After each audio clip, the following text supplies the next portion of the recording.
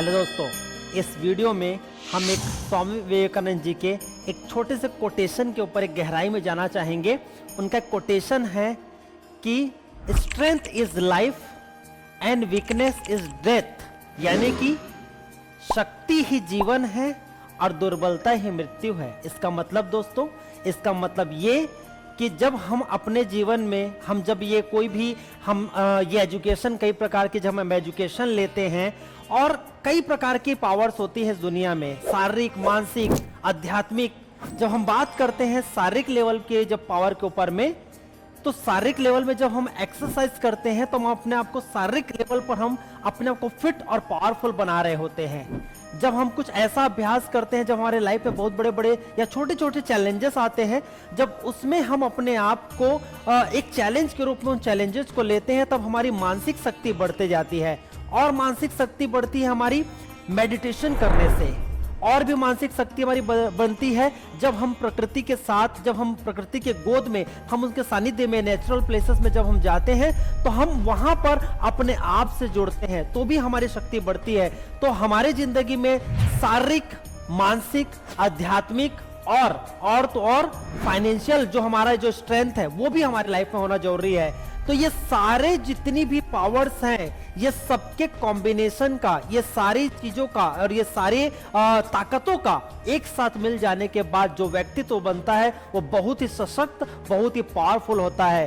तो हम क्या इसमें से किसी चीज को हम कम कर सकते हैं? नो, ये सब एक दूसरे से इंटरकनेक्टेड, हर चीजें एक दूसरे से जुड़ी हुई है।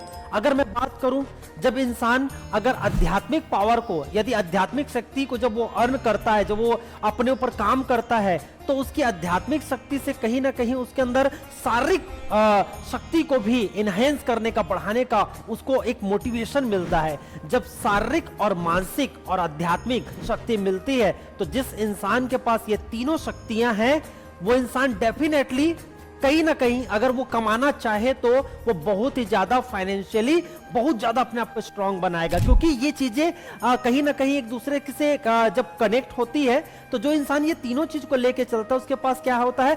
पैसा उसके पास बाय प्रोडक्ट की तरह उसके पास आता है। तो विवेकानंद जी ने बहुत ही डीप मतलब एक अर्थ दिया है इस एक छोटे से कोटेशन का। तो मैं सोचा कि इस कोटेशन की गहराई में जाकर थोड़ा सा एक व्यू रखूं मैं भी अपना, कि कहीं ना कहीं इसकी गहराई इतनी ज्यादा है। आप इस वीडियो को माध्यम से जरूर आप इस बारे में सोचिएगा कि क्या सच में ये चीजें ये एक दूसरे से जुड़ के दिखती है, कि जब आपके पास पावर है, जब आपके पास शक्ति है, तो क्या सच में आपको नहीं लगता कि जब सिचुएशन आपके पास कोई भी आती है तो सिचुएशन को जब आप फेस करते हो तो वो डिसाइड करते हो कि उसके ऊपर आपका रिएक्शन जो रहेगा वो किस आधार पर रहेगा।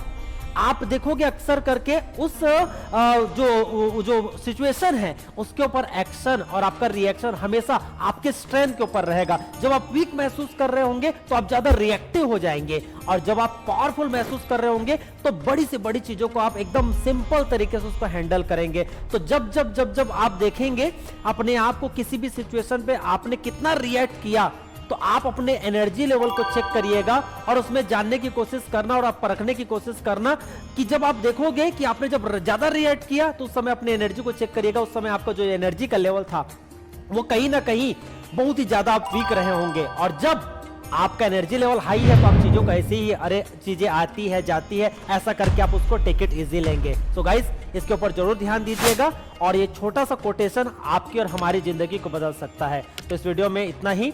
जय हिंद, जय भारत।